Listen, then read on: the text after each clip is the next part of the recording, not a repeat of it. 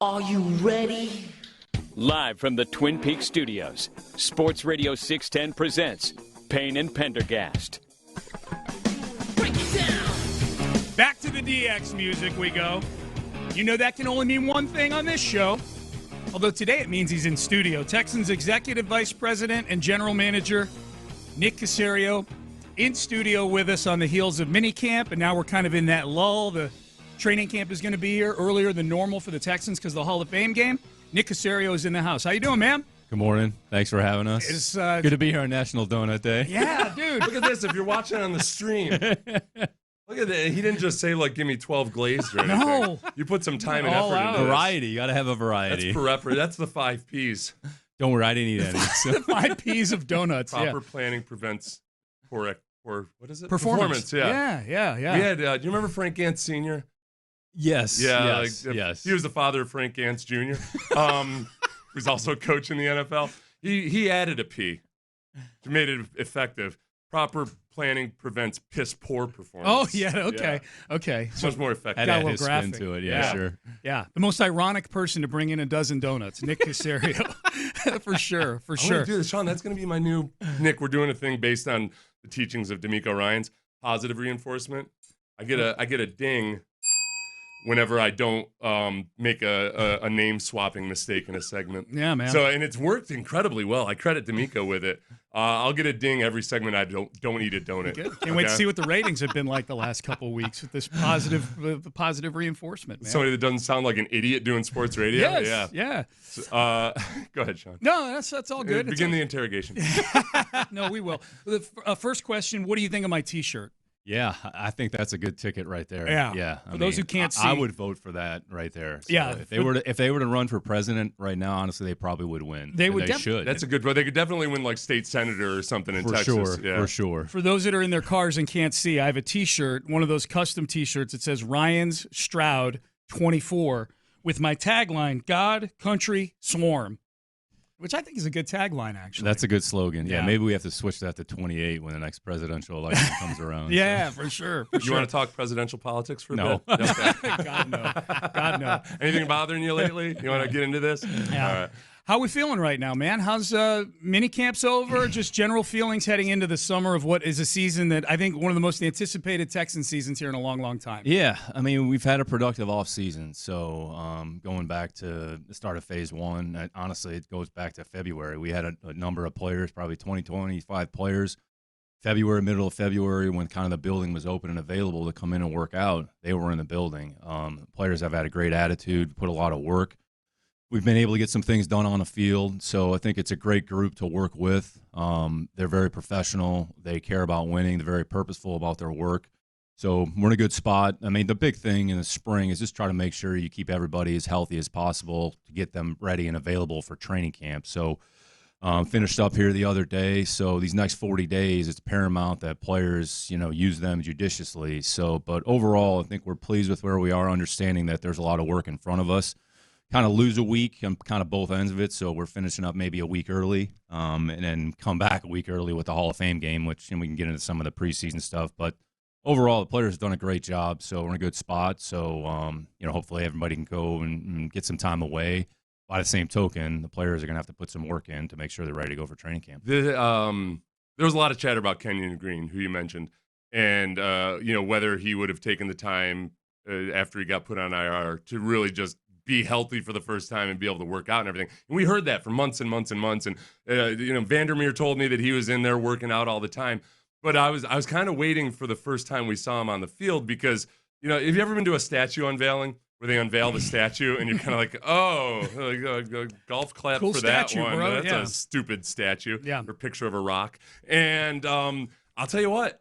I saw Kenyon Green out there, and it was like they'd taken a curtain down off of the Wall Street Bull. That was a good unveiling of Kenyon Green. He looks like a different dude. Yeah, we've talked about this a little bit on the show. So this is really his first opportunity to kind of have a full off season of training. KG did a great job. He worked really hard, kind of changed some things up relative to his training, some things that worked for him. So he's put himself in a good position to compete for a spot. In the end, it's going to be about performance. Yeah. So whoever the player is, whatever the role is, they're going to determine it based on their performance. But he's had a good attitude.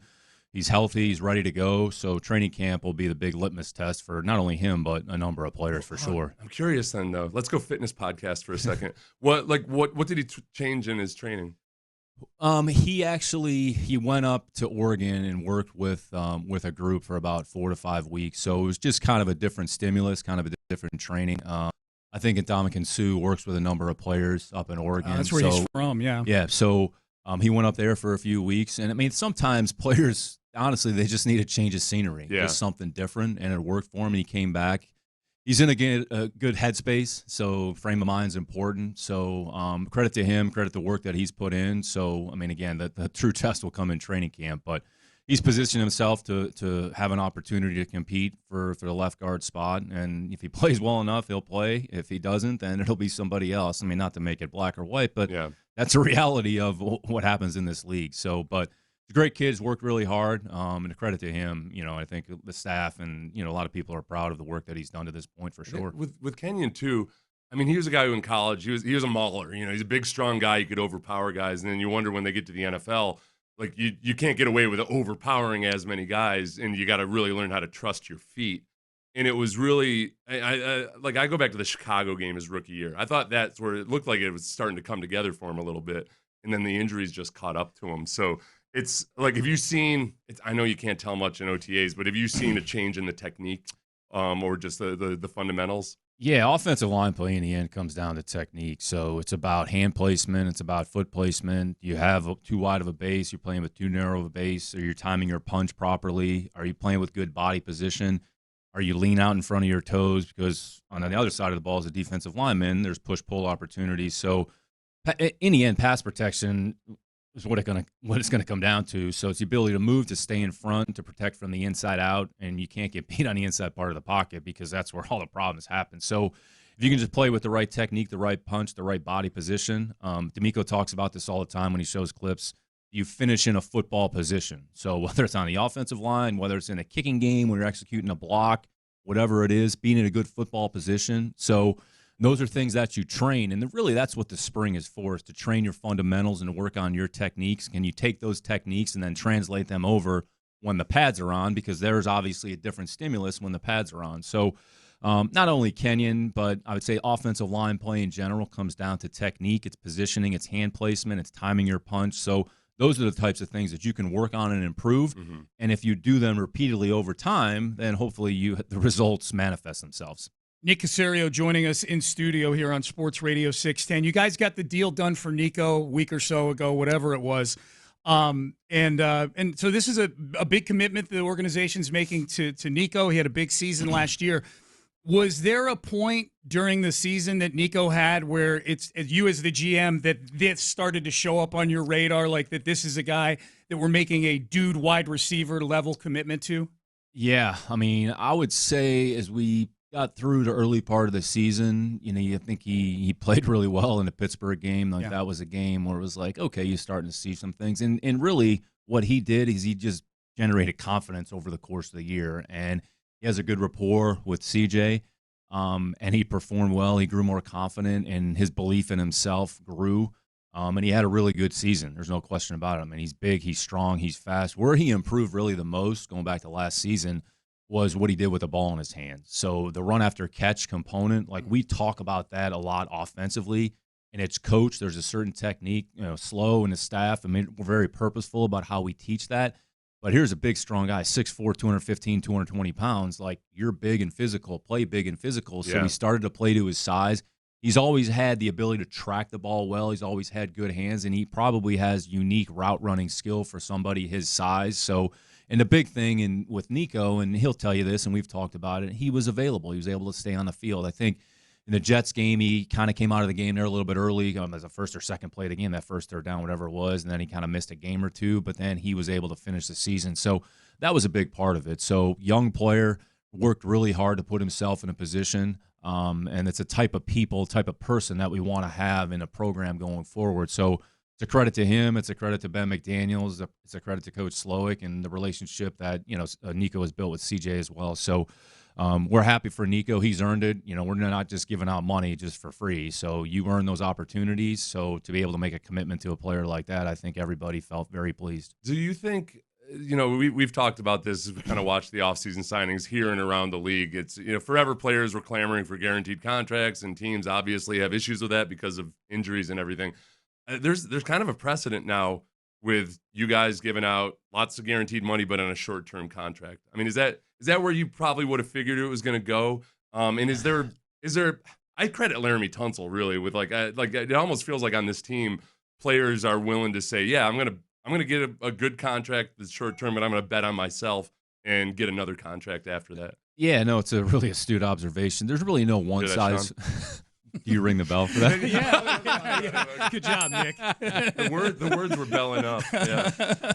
There's no one size fits all on contracts. So there's short-term contracts, there's longer-term contracts. I would say some of the longer-term contracts can have, I would say, larger ramifications on the cap, and then you kind of have to massage them and manage them a little bit. So we've talked about this. I've talked about this. You're just trying to look at the team, how it's structured in a 2-year period. It's more from a financial standpoint and how you're balancing your budget, if you will, because in the end, you have to account for everything. So some players are more inclined to, shorter term, have another opportunity at some point. Other players, they'd like the longer term security. So we're very, I would say, open and honest in those discussions, and each player wants to handle them and treat them a little bit differently. So you get the thoughts of them and their representatives.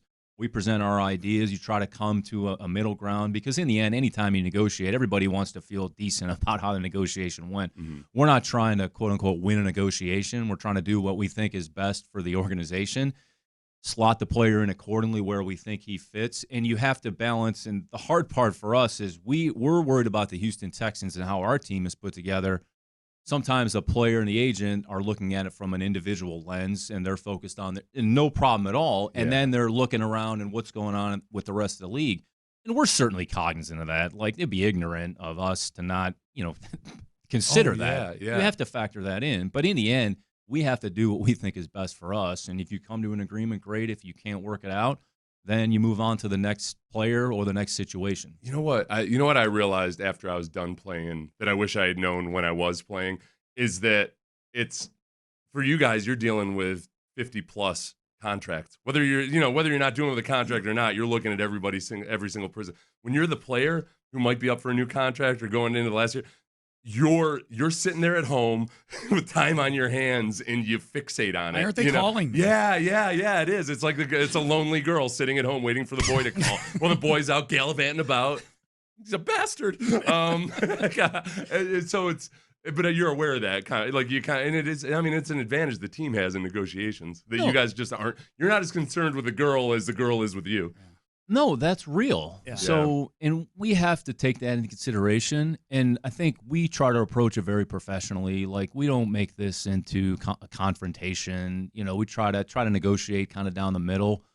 Just kind of be to the point. Hey, here's our viewpoint. Here's how we see the player. Here's what we think that value is. We understand that players, how they feel. So you're trying to balance a number of factors off. And in the end, you just try to get to a point where everybody feels comfortable. And if the player wants to be here, then you want to try to find a resolution that works for everybody. One of the contracts that you guys gave out in free agency this offseason was a guy you tried to sign, according to many people, last year, Azeez Al-Shire. That's true. Yeah. That's public knowledge. But you guys get him in the house this year. Obviously, a history with D'Amico. I made a prediction yesterday on the show, Nick, that he's going to be one of your captains this year, just based on how everybody's talking about him so far. CJ talking about spending time with him. Will had a great story about holding him accountable. All those things. I'm curious, have you seen the same from a general manager's perspective? What have you seen so far from Azeez in the building? And what can you tell us about the conversations that you and D'Amico had about him this year and last year, given D'Amico's history with him? Yeah, he's been tremendous. I can't say enough great things about Azeez. And going back to last year as we were going through this, he was kind of in this transition period, if you will, because, they had Dre, they had Fred. Azeez was kind of the third linebacker. When they played nickel, that third linebacker was off the field. So his play time kind of fluctuated a little bit. I think there was a period where Dre didn't play and Azeez played more. Maybe it was in 21 or 22, whenever it was. So it was just trying to going back to kind of the contract. All right, we're trying to thread a needle here, right? Well, maybe we think it's this, but they were maybe looking for something a little bit different, and that happens all the time. But this is somebody that we definitely tried to sign before the 23 season. It didn't work itself out. And then he went out there and he had a phenomenal year for Tennessee. I mean, he was amongst the league leaders in tackles. So, and then when we had the opportunity to discuss him again in the offseason, I mean, this is somebody that we targeted, and obviously the history with D'Amico and the system. But forget about what goes on the field. Like, his impact off the field behind the scenes has been immense. Yeah. And I'll give you a little quick anecdote because this kind of sums up who he is. So this was either I think it was Monday. So we had the media day where the players have to come in. They put their fancy uniforms on, take a bunch of pictures, and look pretty for the cameras and all that. And then we didn't have anything else the rest of the day in the afternoon. So I happened to go out to the bubble because we're redoing the weight room and the facility, everything is in a weight room. So we've trained in the bubble this off season. So I was going to work out, do my workout, and Aziz was in there, and he has this ritual or habit where he puts on a weighted vest and he walks in the afternoon just to continue to work. And he was out there, he was on the phone, he's making a call or doing something, and he was doing his walk, and there was literally nobody around. So I think there's things behind the scenes that people don't see. And he's actually taken other players. I think he's taken C. Harris along the way, and they've done similar things. And really, that's an opportunity for those players to connect away from the field, away from the meeting room, and just spend time amongst each other. And you can't put a price tag on that because in the end, it's about the players and the relationships that they establish. Yeah. But I feel it's a little bit of an alpha move too, that you wear a vest, but he's wearing a weighted vest, Nick. And you got guys talking, how much you vest today? Nice down vest, buddy. 25-pound vest for my afternoon stroll. I was going to say, I have the exact... His serves a purpose. Mine is more of a fashion statement, I guess. The thing about Aziz that I've liked, two things that have stuck out. Because, listen, you hear all kinds of stories about, linebackers telling guys where to line up, and they're good leaders and all that. There are two specific things that he's said already that I really like. Was one, Will Anderson told the story of how Will Anderson jumped off sides, and Aziz, barked something at Will Anderson, and Will was saying it in a very positive way. He's like, I need to hear that, even though I'm hard on myself. But the thing I loved about it was that it wasn't Aziz barking at Will about jumping off sides. It was about Will Anderson beating himself up for it, because you don't have time to beat yourself up for it. You got to move on to the next play. So that's a very, it might sound like a subtle thing. It's a big distinction, though. But it's focusing on the right thing. The other part that I love for him as far as team building is that, okay, Aziz Al-Shire was undrafted rookie free agent. And when he talks about how he earned his playing time, sure, there's a chip on his shoulder, but he also says, look, I understood the situation. You got Fred Warner, you got Dre Greenlaw, higher draft picks than me, very talented and good football players, that I can't whine about not getting playing time. I just got to be sure that when I do get playing time, I show up. And that's a message that a lot of young guys, the guys who thought they should have gotten drafted higher and everything, they carry too much of a chip on their shoulder, and you got to move past that. In the end, honestly, it doesn't matter where you came from, how you arrived on the team. If you were drafted, if you weren't drafted, if you signed a contract in free agency, it doesn't matter. It's all about taking advantage of your opportunities. And we have a number of players on the team currently. Aziz, Nico Autry wasn't drafted. So a number of players who have had long careers and have been really good football players. Look, the draft, as we've talked, it's such an inexact science. Like, why does this guy get drafted and this other guy doesn't get drafted? It's all about what you do with those opportunities. And I think from Aziz's perspective, you're talking about, I heard Will mention that the other day, but that self-awareness, and that's football. It's something happens. You got to move on to the next play. You can't spend time worrying about what happened in the past. You can't control that. And I would say his personality is very assertive. And when you're playing Mike linebacker, to communicate, I would say, very effectively and very assertively to get the information out, it just comforts everybody around you and around them, and it just allows the defense to play faster. And he still has to do his job as well. So there's a lot of things that go into it. It takes a certain level of maturity, a certain level of intelligence, a certain level of awareness. So I can't say enough good things about Aziz. Really excited to have him on the football team and looking forward to what he's going to bring here in the coming season. Yeah, absolutely. Nick Caserio, Texans Executive Vice President and General Manager, in studio with us. So, Nick, CJ's gotten the attention of a lot of folks lately with some of the just podcast comments and things like that. And I know you and D'Amico have both been very open about encouraging players to be themselves, be authentic, and I think that's what CJ's doing when he's being authentic. I'm curious from your perspective, is there ever a concern? Like I think CJ's an ultra football nerd and likes giving answers like power ranking quarterbacks and hypotheticals and things like that. I just want your perspective on that. Yeah, I think you summed it up really well. In the end, it's about your commitment to football. In the offseason, players are going to earn opportunities because of their performance on the field, and they have to pick and choose what they feel makes the most sense. And I think we're in an environment where there's more opportunities for players, and they have to be judicious about what they do. So CJ communicates with us what he's doing, and I think he's himself, and we're going to support him, and we're going to support all of our players as long as they're making the right decision. And always going back to team rule number one that the team has, just protect the team. Always thinking about the team first and foremost, making sure your focus is on football first and foremost, because your football is what leads to those opportunities. Yeah. So hasn't affected his work in the offseason. Nobody works as hard as CJ. He's committed to winning. He wants to be great. I mean, you all have heard him talk. I mean, he cares a lot about winning. So, and if you care a lot about winning, you're going to put a lot of work into football. So everybody's got their own personality. And to your point, that's something that D'Amico and I have talked about. Just be yourself. Just be who you are. We're not going to force feed you or force you to do something. So there's some guardrails that you always want to make sure you have in place, but in the end, it's about performance on the football field, and we have to go out there and execute when the game is on the line. Speaking of social media, what did you guys do to Steven Nelson, man? What? Why? Like what? I don't get. He's calling D'Amico a meathead. What's going on here? Maybe you guys can get him in studio to let him comment about his social media habits. But I can't. I'll have to look up what team he's on right now. I can't. Yeah. Keep looking. It's been an interesting. Well, potentially one of the guys who might be playing that position, cornerback Kamari Lassiter. We just got done talking about draft picks. Seems like he's looked good. It seems like it's easier, Nick, maybe at those positions, wide receiver and cornerback, in these mini camp sessions to pick up on how guys are doing, just because it's no contact. But he seems to be getting a lot of high marks from D'Amico and the guys on the team. What are your thoughts on him so far? To your point, the spring is more of a pass-oriented. And 2 7-on-7s, you have one team period, and there's half the plays are pass plays, so you can evaluate those types of things. But Kamari's come in with a really good attitude.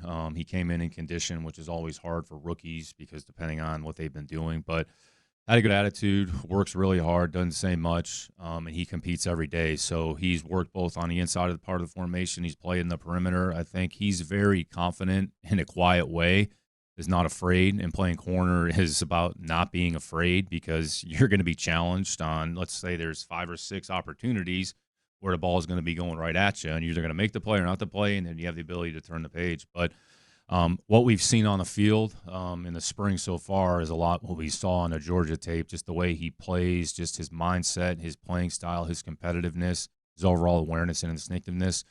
To be able to kind of move inside and outside the formation, that's not easy for players to do, let alone a rookie. So certainly encouraged by the work that Kamari has done to this point. And it'll be interesting to kind of see how it goes in training camp. I think we have a lot of competition across the team and specifically in the secondary as well. I mean, Jeff's had a good spring. C.J. Henderson has had a really good spring on the perimeter. So hopefully we've established a significant level of depth in that area. I mean, things can change very quickly based on injuries. But, I mean, I think Kamari is about what we thought we were going to get. And it'd be interesting to kind of see once training camp starts what that looks like. Because, again, the one thing that we liked about him as a player was his tackling and his physical play, which you can't see that in the spring. So, definitely encouraged by his progress for sure. Is the other, one of the positions has got a lot of real competition and could be wide open in a lot of ways is defensive tackle. What do you do these days where there's so little contact and so few, just reps in general in training camp? I mean, it's got to be frustrating at times as a talent evaluator to try to figure out who should be on this team. Yeah, and we'll get a good test here in training camp on the front, just in general. But I would say they spend a lot of time on individual, working with Rod and Nate, just working on their techniques, working on their get-offs, working on different things. And then we do have the team periods. There's 15, 20 plays. You can see some things, are they executing the right technique, their movement, their quickness. It's a really interesting blend in that group. I think you've seen some plays from Mario Edwards, who he's shown. I mean, the guy's been in the league 8-9 years, has some front flex, got good size, got good quickness. Khalil Davis had a really good offseason, and I think he's kind of capitalized on some of the things that he did during the season. He's actually one of the players that was here since February working. And one guy that nobody has really talked about or nobody even heard of because we signed him as a reserve future player is McTelvin Agim, right, who was on a practice squad in Indy. But he's shown some things just from a size movement standpoint. He's another player that's worked, from February. So it'll be interesting to see, like, all right, once you add the run game, what does that look like? But there's kind of a blended mixture. You have guys with a lot of size, power, and strength and Foley. And then you have some in Tim Settle, and then you have guys like Khalil, like Agim, and then nobody's really talking about Kurt, but Kurt has put how many plays on tape. I know we're partial to the Irish at all costs, but he's put a lot of good plays on tape as well. So can they do the things that we asked them to do in the front? I mean, that's the most important thing, but it's been really a good group to work with, and certainly excited to see how that all comes together in training camp. Nick Caserio in studio with us. Where was the point in your pursuit of Daniil Hunter where you looked and said, holy crap, we're going to get Daniil Hunter on our team? Yeah, it was probably – so we have the legal tampering period starts on Monday whatever it is. So not much on Monday, and then Tuesday there were some things that started to come to fruition a little bit, and it was late in the afternoon on Tuesday. It was like 4:30, 5 o'clock, whatever it was. We had kind of stayed in touch with their representatives at different points, and it was something that we kind of circled back. Hey, where are y'all? Okay, well, here's where we are. And honestly, it came together pretty quickly. So yeah, that afternoon, and then when we consummated the agreement, it was kind of like, okay, well, wow, this is going to happen. So I think, Matt and the defensive staff were certainly excited. But, I was kind of like, all right, that's great. Now we got to keep it moving. Like, what's the next opportunity? Well, and then part of that pivot, too, was, at least the way it was reported and by the chronology, was that you had a deal with Malik Collins for Eric Armstead, and you end up trading away Malik Collins. Is that, like, what happens in situations? Is there a part of it where it's like, okay, well, this guy knows we just tried to trade him, or is it out of respect to the 49ers that you still consummate the trade because they – It's twofold. Okay. So sometimes it's player for player. Sometimes teams might be interested in a player regardless of the other player on their end. So, all right, where are you? What's the best thing? Like, what do you think makes the most sense? So they were kind of, I would say, sort of two separate discussions and transactions. And that time of year, things happen pretty quickly. So you got to be ready to pivot. You got to be ready to adjust and adapt and just maintain flexibility. It goes back to, just knowing the players as well. So what's our next option? All right, where can we turn? Is it a legit opportunity, to kind of your question there a little bit earlier, Sean? So things happen quickly and free. When you call John Lynch to bail on the deal, do you like try to soften him with small talk first? You're like, hey, you're a good golfer, John. Kids. I'm not a small talk guy when it comes to dealing. When you interact with other GMs, is it usually pretty? I mean, it's pretty quick and concise. You guys call over like, hey, what do you think? No, okay, bye. Yeah, it's a business transaction, so very respectful. You're not trying to waste anybody's time, so not talking about like where we're going to have dinner that night. So.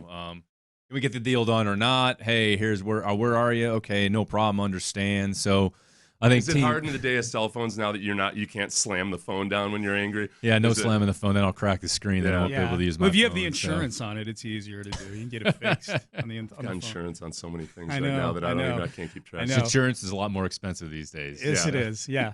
You're listening to KILT and KILT HD2 on Odyssey Station. By the way, for those wondering, I already texted Nick. I know he's got plenty of time. We're actually going to do a segment. We're going to go for a few more minutes here. We're going to do a special. You love Acknowledge Me, so we're going to do a special Nick Caserio version of Acknowledge Me at 8:20 or so. So we'll do that. Off of Seth's question, though, I'm curious of talking to other GMs. What are your thoughts of this age we're living in now where so much war room stuff is out there for all of us? Yeah, heavily edited, too. It always makes the GM look like the genius of the universe. It depends on which team. Like if you're the GM on the other end of the phone and it's the, say the Arizona Cardinals who are putting the video out, I get a little defensive.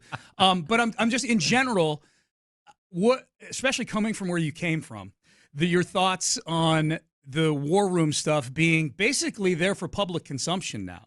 It's all about content. Content. Good answer, Nick. Age. But honestly, it provides unique insight from the fan perspective. And every team, it's interesting. Everybody's a little bit different, kind of how the room is structured, what the focus is.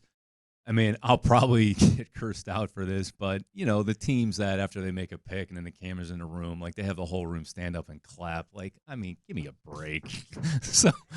But we just Call him out, Nick. We just Call him out. We just pick the phone up. Hey, we're on the clock. We're about to pick you. Excited to have you as a Texan. It's like parking in your then designated just parking move on. spot. It was like, oh, we picked the guy at the spot that we were going to pick. So are you a not guy. happy that you picked the player? So, but anyways, every team's a little bit different. But it does. It provides unique insight and just some of the discussions. And I would say specifically on the trades, because you kind of see them in real time. That's and hectic. how quickly things are consummated. Yeah. And as you move through the draft, you have less time because there's less time per pick. Yeah. First round's a first round. You have a little bit more time. But you're always prepared. And I think honestly, our room is very, I don't want to say relaxed, but it's just, we don't make it more than what it really is. So we're just kind of going through the process. You're going to go and pick the pick. All right, what's the next opportunity? What are our options? Is there an opportunity to trade? Are we going to pick? Are we going to move back? So you're just trying to keep it as normalized as possible. When it's like, create tension. Yeah. It's just, you've done a lot of work ahead of time. You hopefully know the players. You know the pool of players that you have an opportunity to pick or move off of, and what's the value that you're getting in return. So you're making decisions in real time. So in the end, I think it's fun for the fans to kind of see some of the nuances that are involved. Well, I guess, there's a certain liberation when you really drive it in that it is a gamble, right? Like if a guy sitting at a blackjack table, like the guy that's like trying to make his rent payment with blackjack, that's not the right, like he usually looks pretty tense and miserable at a blackjack You're table. right, I did. Where like the guy that knows how to play the game and is a professional is like knows he needs to be as relaxed and as stressed as little as stress as possible. Absolutely, because you don't want to make decisions under duress. It's like when you're on the field as a player, like you want to make sure you're in a good state of mind, that you're relaxed. If you put more pressure on yourself, then you're creating unnecessary tension. So in the end, like those trades, it's about probabilities. Yeah. So you're looking at the value of the trade, and we're a team. It doesn't have to match up to the decimal point about who's quote-unquote winning the trade. Is it fair value? Does it make sense? Are you giving up the player? Is it worth giving the extra pick? I mean, we talked about this. I think I've talked about this, like with the Stover pick when we made the trade with Philadelphia. It was one of our 6th-round picks or a 5th-round pick in 25, which is the equivalent of a 6th-round pick in 24. So that's really what you're giving up. So if you look at it in those terms, I think sometimes everybody gets caught up. Well, they gave up a future pick, or they moved up 4 spots, so they really wanted a guy. Well, you're moving up 4 spots. It's kind of on the margins. A lot of it ends up being about positioning more than anything else. Well, go ahead. Well, no, I want to follow up on the Stover thing here yes. real quick. Yeah, so I want to follow up on the Stover thing because Stover was on Texans All Access this past week. And it was interesting because they asked him, I think it was John Harris asked him, like, so how soon did you talk to CJ after you were picked? And he was saying, I was talking to CJ that morning, and he said, we're coming to get you. And, so everybody starts putting all the pieces and the narratives together. So you're the GM. You're sitting right here. I'm curious. You're very open about the fact that you talk to players about other players. So it would stand to reason you talked to CJ about Cade Stover. But when you went to bed that night after day 2, how high, and you were very complimentary of Stover, obviously, the day in day 3 when you picked him. Take us through that, like in getting Stover, like the mindset you were at after the draft was over on day 2 going into day 3. Yeah, for sure. And I would say even with Stover, going back even a little bit further. So when you watched Ohio State, and so that would have been 22 for the 23 draft.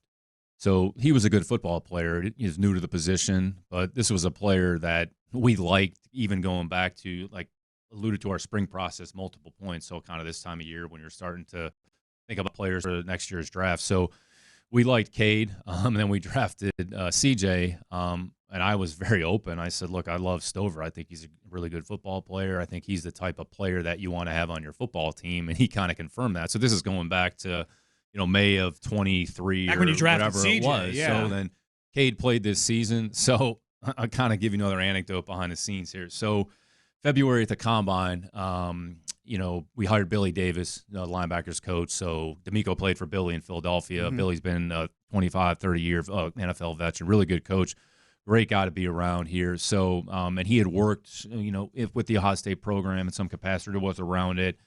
But anyway, so hadn't met Billy when we hired him. So his first, I would say, day on the job for the Texans was at the Combine. So he landed in Indianapolis in the lobby of the JW Marriott. Hey, Billy, great to meet you. Great to have you here. So we had some small talk. So he said, hey, look, I'm not telling you how to do your job, but like, there's one player that, we need to get in this football team, or should get in the football team, be Cade Stover. He recruited Cade. I said, Coach, don't worry about it. Like, we're on it. So this was a player that we knew that we exactly.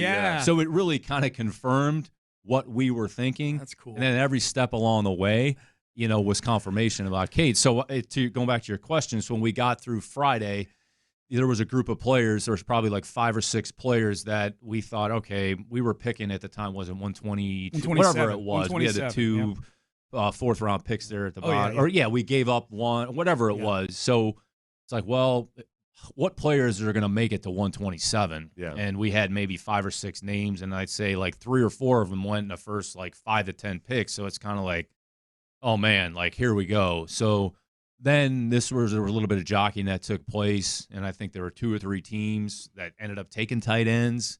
So Stover was probably in the mix for some of these other teams. So I don't want to say San Francisco was above you. So I don't want to say like we were probably lucky to get the player, but the way it worked itself out. So we this was going back to the Philadelphia trade. So we moved up a few spots, made the pick just to make sure that we could secure Cade and get him on the team. So I mean, this is a player going back probably 2 years. We were talking about trying to get in the football team, but and every person that you talk to, from Billy Davis to CJ to coaches at Ohio State to, our interview at the Combine. Well, I mean, this guy walked out of the room in the Combine. We all kind of looked at each other like, all right, like we're done talking about this guy. Like there's no more work we need to do on him. It sounds It like on the puts it to character bed. side of things and all of those other intangibles, you guys are saying a lot of the same stuff you said about Will Anderson. Obviously, he's at a different spot in the draft, and I'm not comparing him as a player to him or anything, but that type of guy. It's just like every report you get on him is just like, yeah, this is a guy. This is salt of the earth type of guy. So that's where, like, okay, we don't have to allocate any more time or resources. Yeah. Like, we know what it is. We think we know what it is. And I would say over the last 6 weeks, it's been what we thought it was going to be. Was there, and again, I don't want you to compare him to this player directly, but it's impossible not to think that, okay, San Francisco has George Kittle. He's exact same height and weight as Cade Stover. That, like, in an ideal world, you'd like every player to become George Kittle, but like, there's some comparisons there perhaps that Bob Slowick saw? Yeah, in all fairness to Cade, I mean, Kittle's one of the best tight ends in the league, so I think you just always have to be careful about making some comparisons.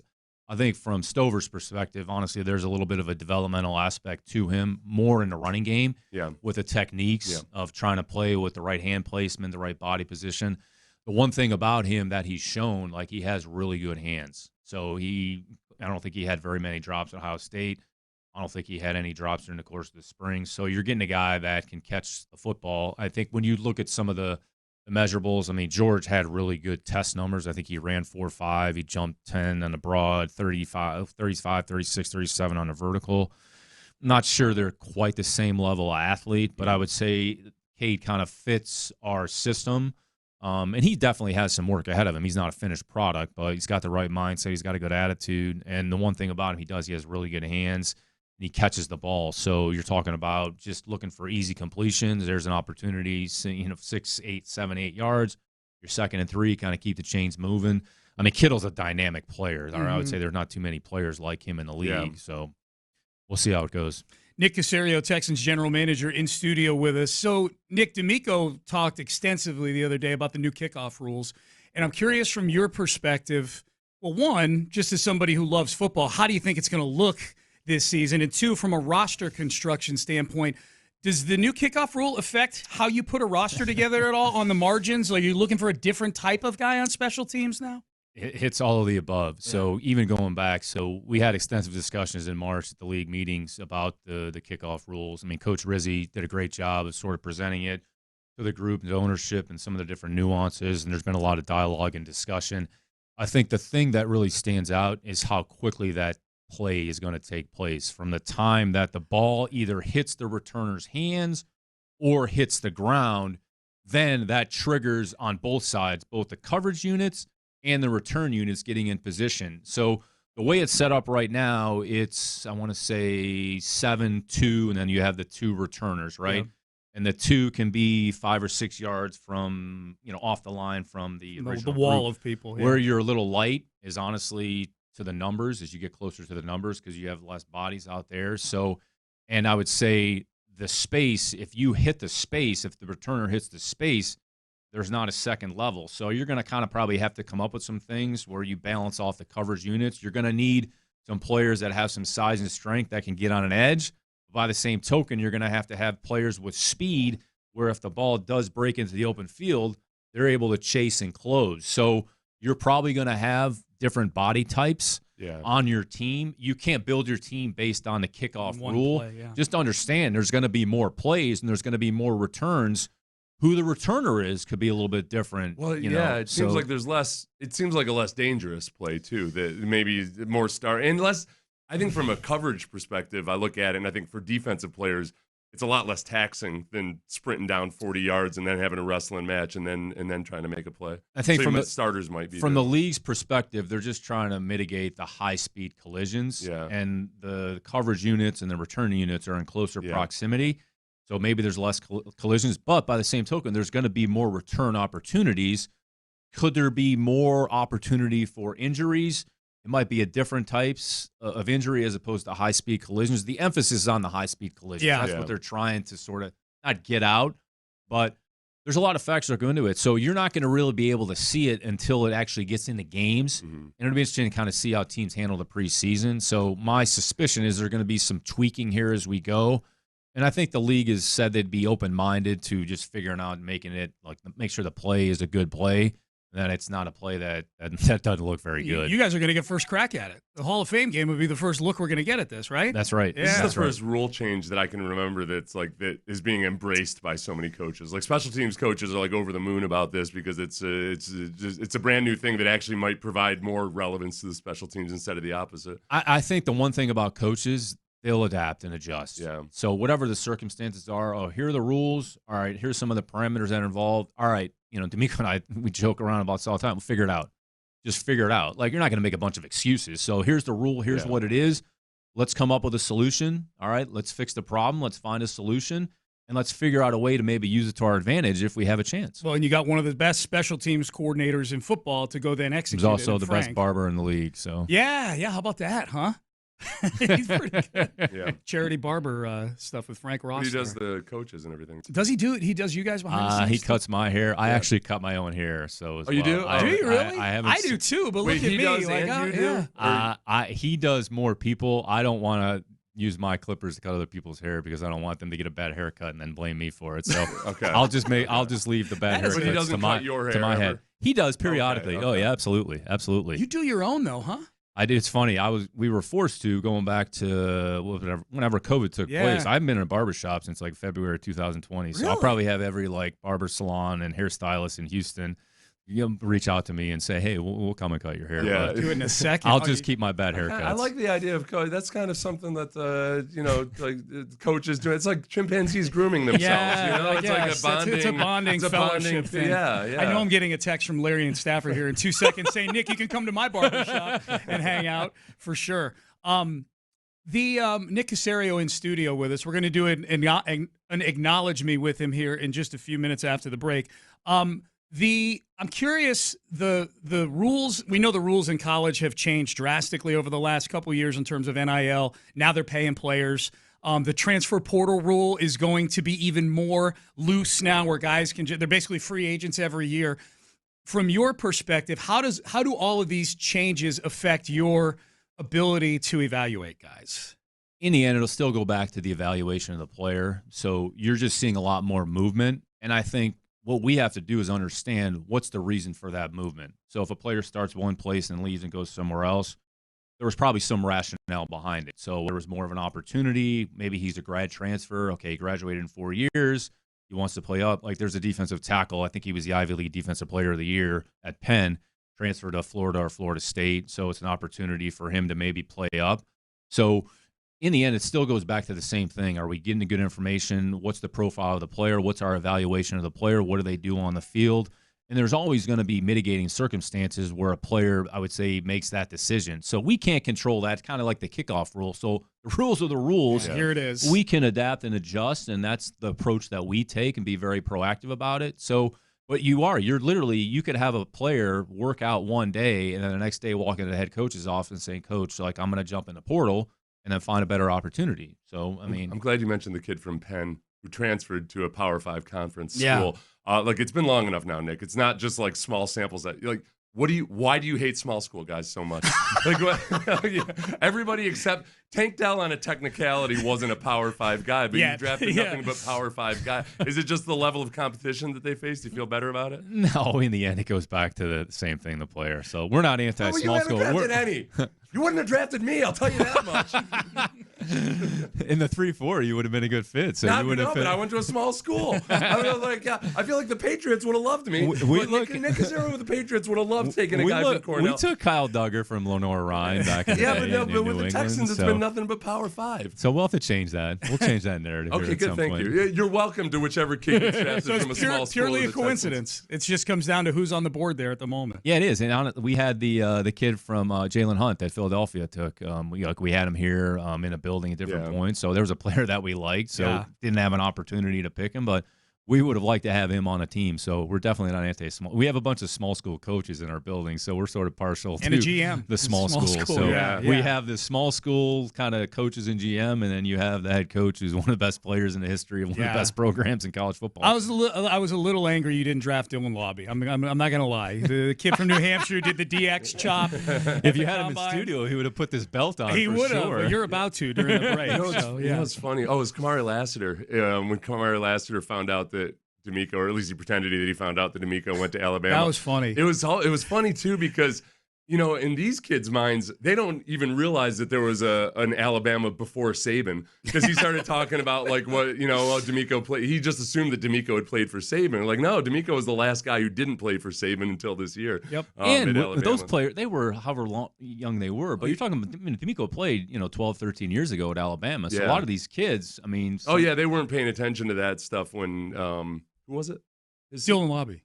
No, the coach. It was at Alabama, Shula. Shula, that's right. Shula before Jr., Saban. Yeah. Sorry about that. I was getting ready for acknowledgement for a second there. You got Stop excited. assuming, Sean. We talked about this. All right. All right. Let's do this. Let's take a break here.